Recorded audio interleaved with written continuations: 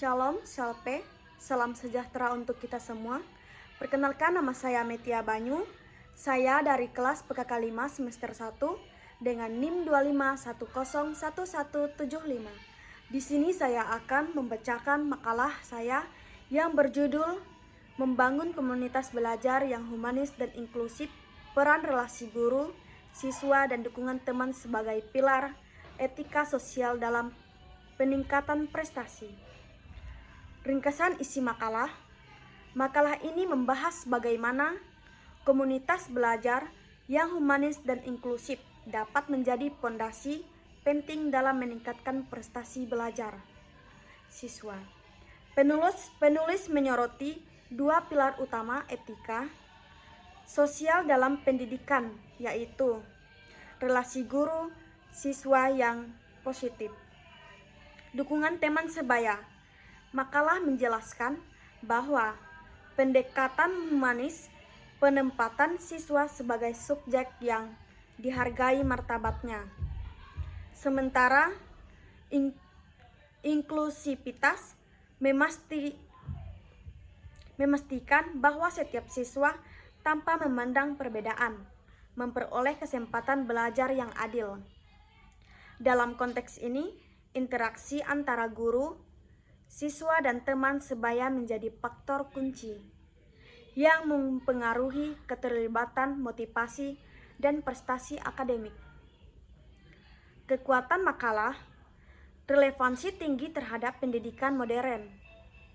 Makalah menangkap isu penting dalam dunia pendidikan saat ini, terutama dalam konteks kurikulum merdeka yang menekankan pembelajaran berpusat pada siswa, diferensiasi, dan lingkungan belajar yang inklusif. Yang kedua, penggunaan perspektif etika sosial. Penulisan dengan baik menghubungkan aspek moral dan etika dalam hubungan guru, siswa, dan relasi antara siswa. Penekanan pada keadilan, empati, penghargaan, martabat, dan tanggung jawab sosial sangat sesuai dengan prinsip etika sosial. Yang ketiga, keterhubungan antara relasi sosial dan prestasi akademik. Makalah mampu menunjukkan bahwa prestasi tidak hanya dipengaruhi oleh aspek kognitif semata, tetapi juga oleh faktor hubungan interpersonal yang konstruktif. Ini memperkuat pandangan bahwa pendidikan adalah proses sosial dan bukan sekadar transfer pengetahuan. Yang keempat, struktur penyajian yang sistematis. Makalah memiliki alur logis, konsep relasi guru siswa, dukungan teman,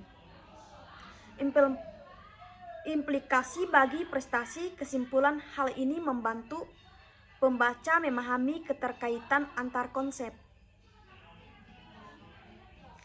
Kelemahan makalah, minim data empiris.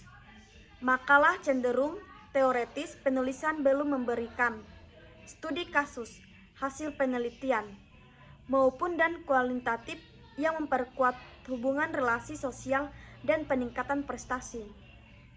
Padahal topik ini sangat kaya dengan riset psikologi pendidikan dan sosiologi pendidikan.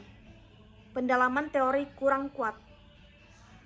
Makalah sudah menyebut konsep humanis dan inklusif tetapi tidak merujuk pada tokoh dan teori utama seperti pendidikan humanistik, dimensi sosial pembelajaran, social learning, ekologi perkembangan. Merujuk teori besar akan memperkaya argumentasi. Konsep inklusivitas belum dibahas mendalam. Aspek inklusivitas hanya disentuh dari sudut pandang umum. Padahal isu ini dapat dikembangkan pada aspek keberagaman kebutuhan belajar, anak berkebutuhan khusus, gender dan sosial ekonomi, perbedaan budaya dan bahasa, analisis kritis berdasarkan perspektif etika sosial, relasi guru siswa sebagai relasi etis. Dalam kajian etika sosial relasi guru siswa, bukan sekadar hubungan instruksional, tetapi relasi moral yang berlandaskan keteladanan, penghormatan martabat manusia, komunikasi dialogis. Guru yang membangun relasi humanis membantu menciptakan rasa aman emosional yang menjadi dasar bagi perkembangan motivasi intrinsik. Dukungan teman sebaya sebagai modal sosial. Teman sebaya merupakan bagian dari sosial aktif kapital yang berperan besar dalam perkembangan akademik dan karakter. Komunitas belajar yang saling mendukung atau bukan kompetitif secara destruktif, membentuk etika kebersamaan empati dan gotong royong. Komunitas belajar inklusif sebagai praktik etika sosial. Penghargaan terhadap perbedaan komunitas yang inklusif.